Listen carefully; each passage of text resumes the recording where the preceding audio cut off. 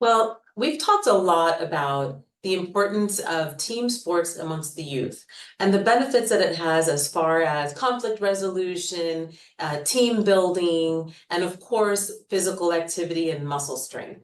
But with competitive sports and increased activity comes injuries, unfortunately. And I'm sure you have so many questions about the injuries that your kids might have, when to get back to school, when to go back to play, and when is it just too much? So in the next episode of Ask the Doc, I'm going to answer these questions and more, so stay tuned.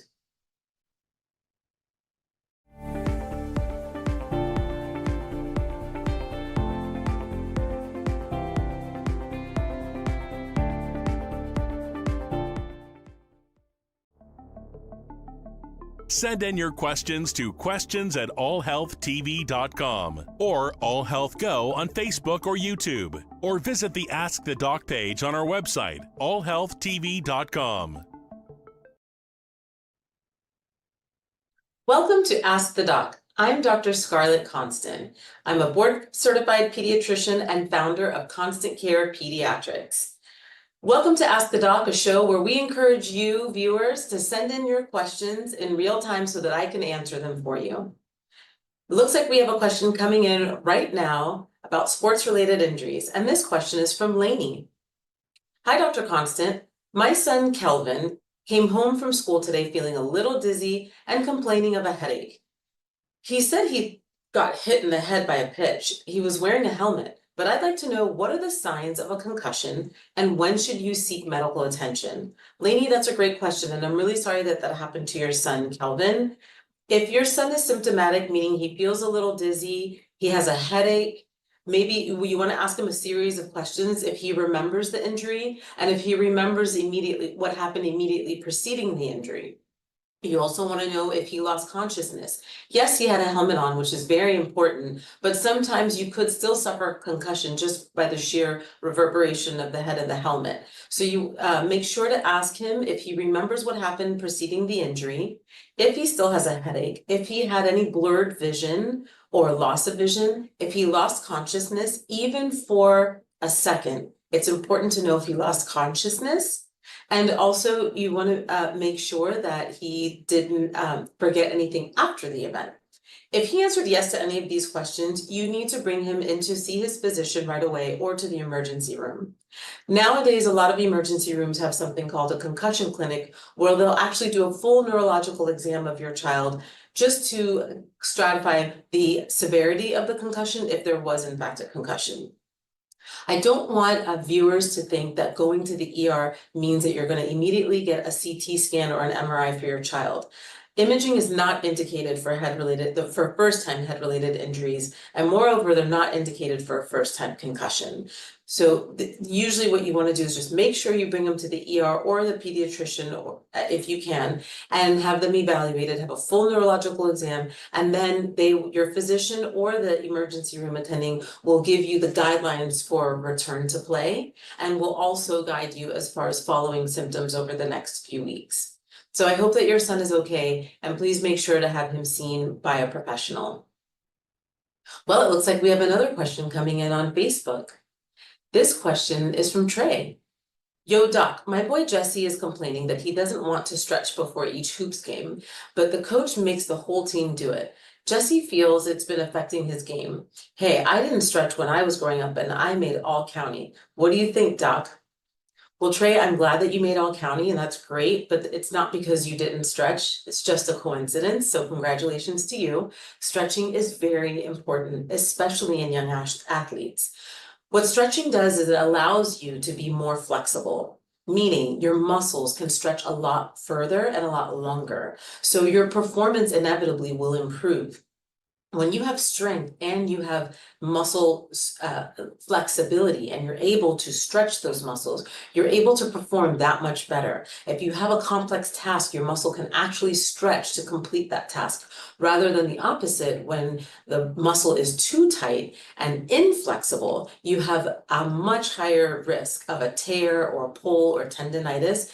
and it will negatively affect your sports performance. So your son should absolutely stretch before practice and before games. And I think it's great that his coach is ahead of the game and understands this and is implementing it in the team. Stretching is something that we should get used to doing as young athletes and should follow the athletes throughout life, whether they're participating in sports or not.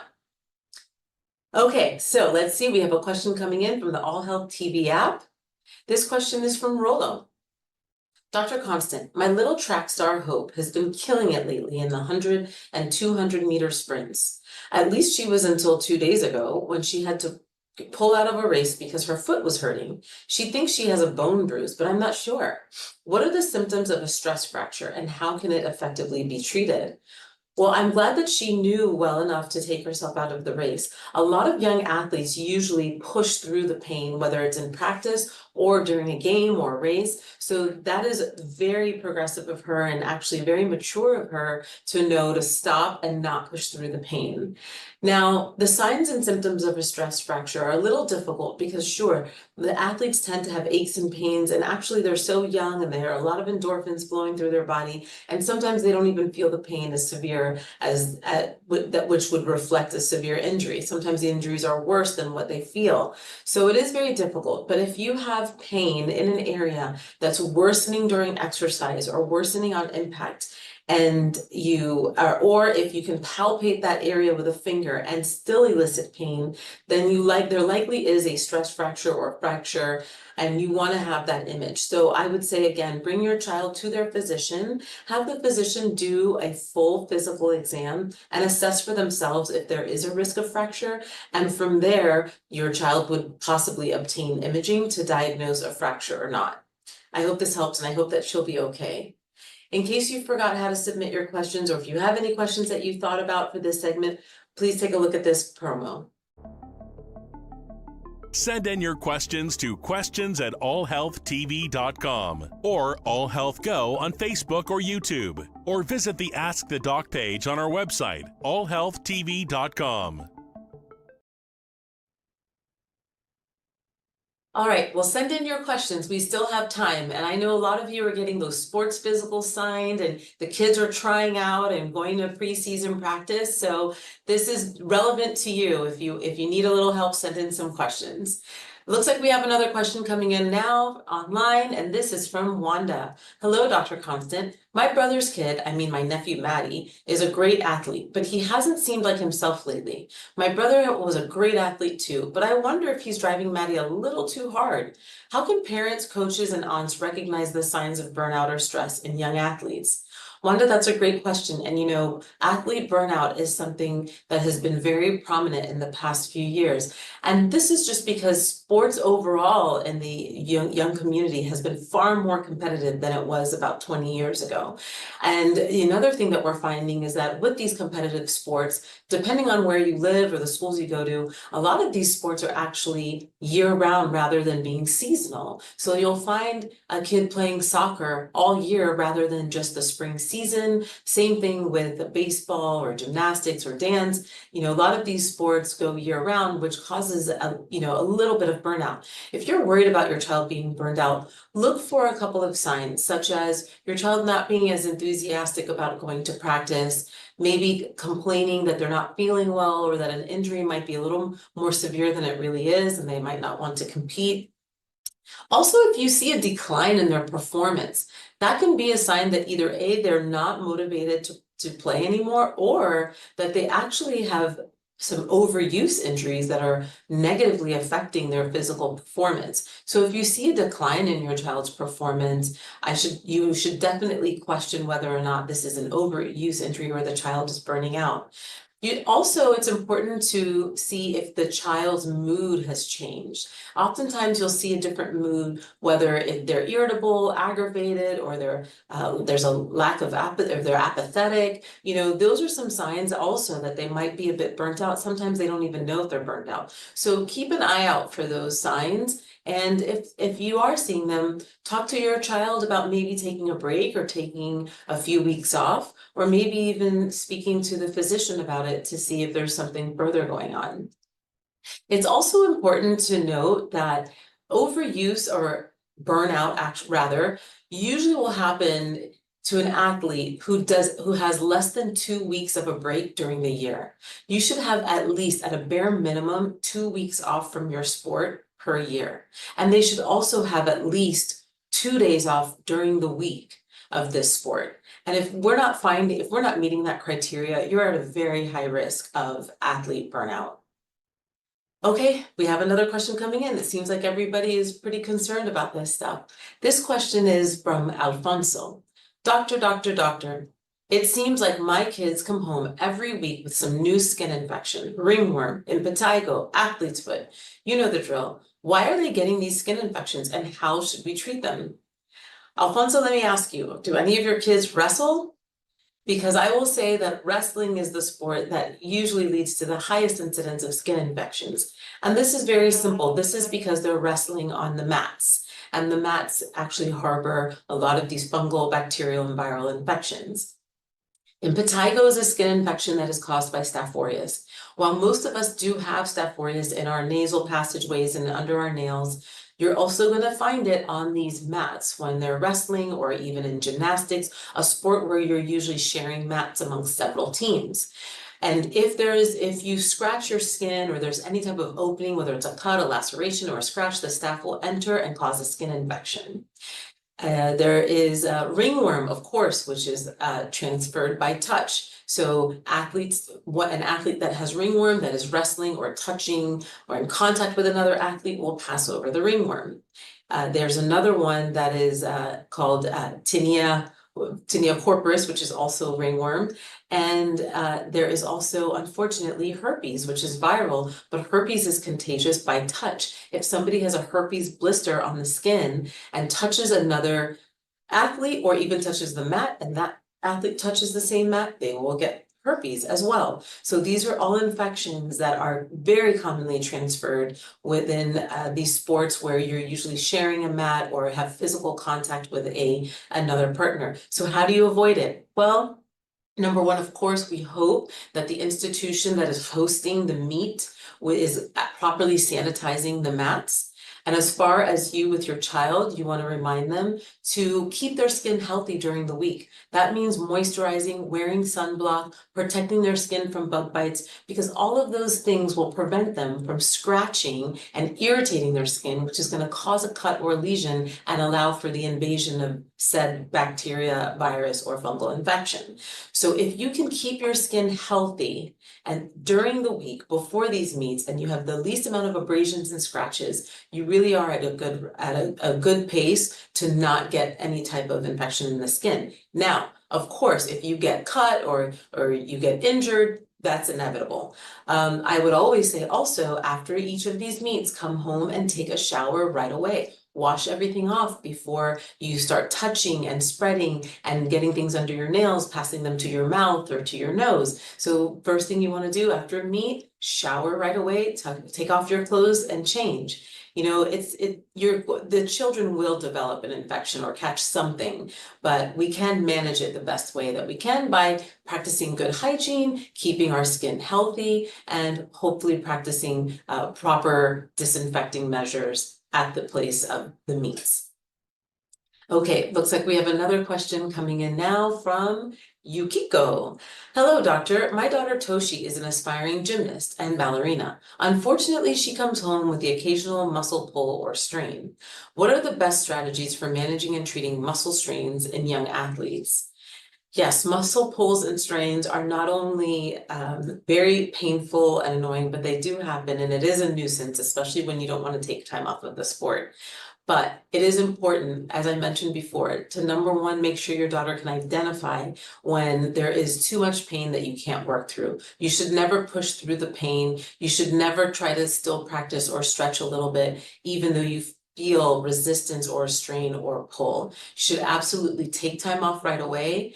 We always say, right, you want to ice, maybe take an anti-inflammatory. And if in 24 to 48 hours, the pain is not improving, you certainly want to see a medical professional to discern whether or not this is a more serious injury than maybe you had thought about initially. So you want to rest, ice it, maybe even put compression if needed, elevate your leg or your arm or whichever appendage has been affected. And if the symptoms are not, if the pain is not improving in 48 hours, then you certainly want to see a medical professional.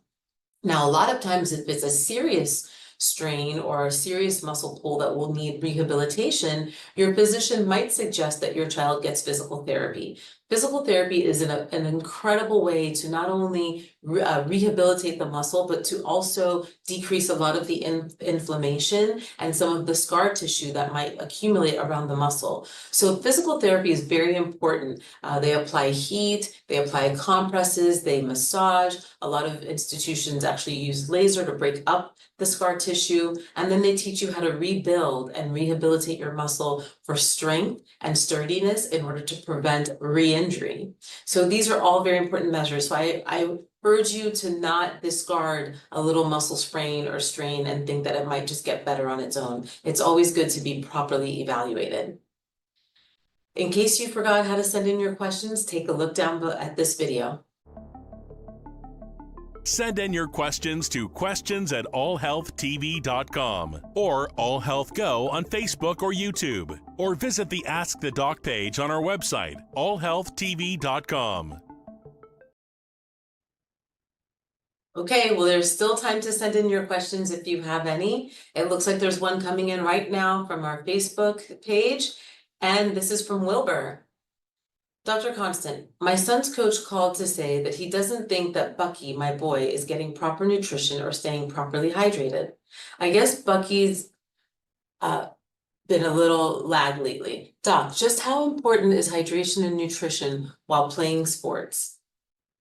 Hydration is incredibly important, regardless of playing sports or not, but more so when you're playing sports, especially if you're in a competitive sport and there's a rigorous practice routine, especially here in South Florida where we're outside in the heat, you absolutely want to make sure you are well hydrated.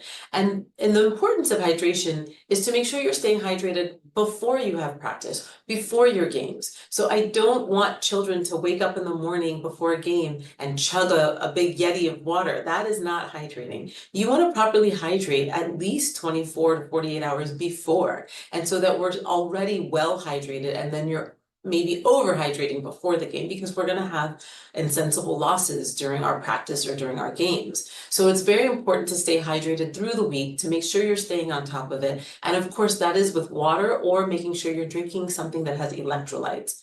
Please try to avoid sports drinks that have sugar because sugar is going to affect the hydration status. You want to drink something that has 0 sugar and has electrolytes.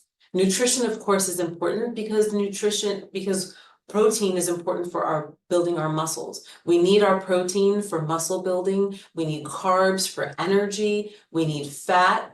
All of these three, of course, the common food groups are important, but it is important to stay well nourished so that we have the energy and we have the strength, we have the endurance to compete the way we want to and to perform well. And remember, when you're fatigued, or maybe sometimes the kids don't even know that they're fatigued, but when the body is actually fatigued, this is when you are at the highest risk of sports-related injury.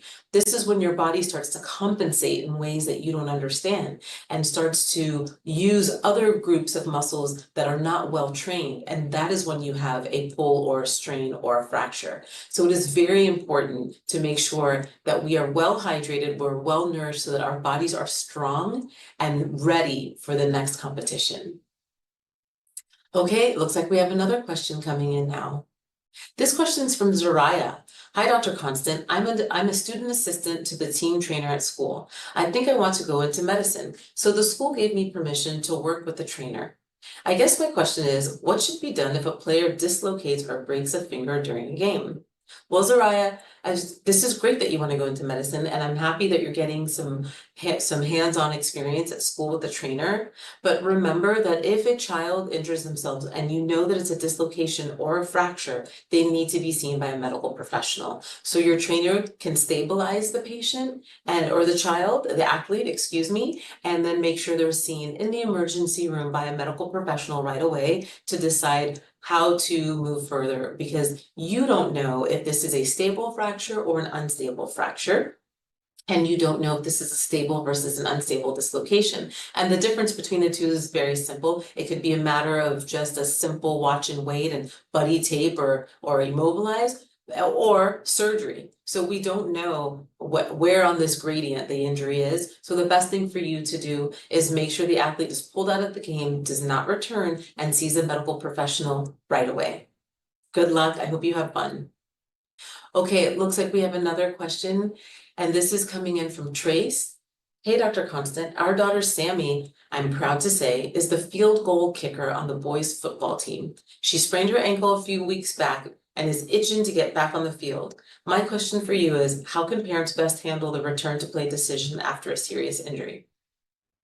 Well, I can tell you when I see this in my office, I tell the parents the same thing. Just let me be the bad guy. You should not make the decision as to when your child goes back. Just consult your pediatrician or your physician, and they'll deliver the bad news. But there are a few things that we use as a criteria to return to play, and the most important is how severe is the pain. If your child is still in pain or still limping or unable to perform to their maximum potential, then we think that you still have not healed well enough.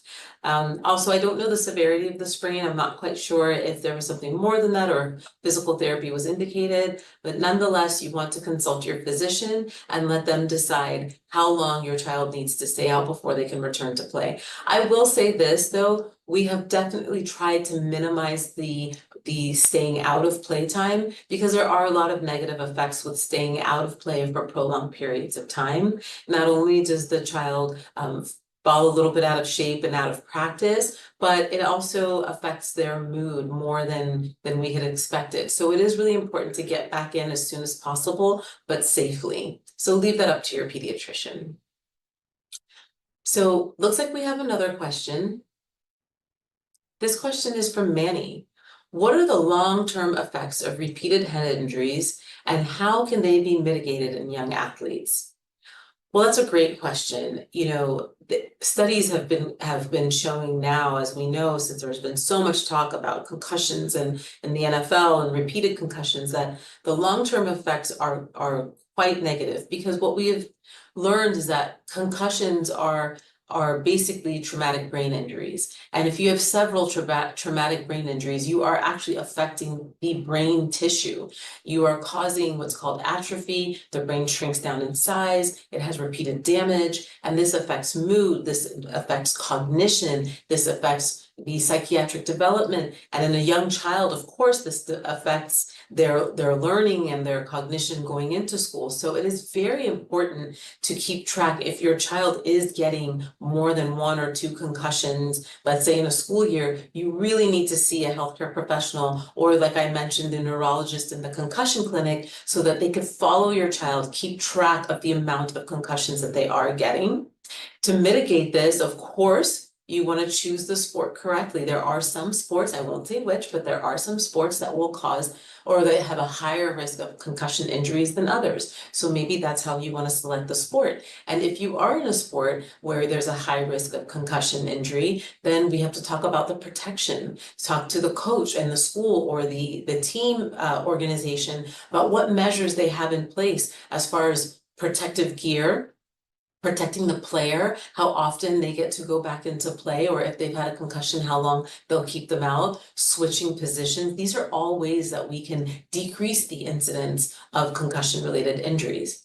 I also want to talk about the return to play, because that's really important. And as I mentioned, we really try to minimize how long a child is staying out. So let's take a look at this chart. It's a very quick and easy chart about when to return to sports after a concussion specifically. So there are 6 stages of return to play. And the first stage is when you have your symptoms, and you basically, you don't want to participate in any daily activities that will provoke the symptoms, okay? So your goal is a gradual reintroduction of work and or school activities, because after the concussion, there's a difference between returning to school and returning to sport.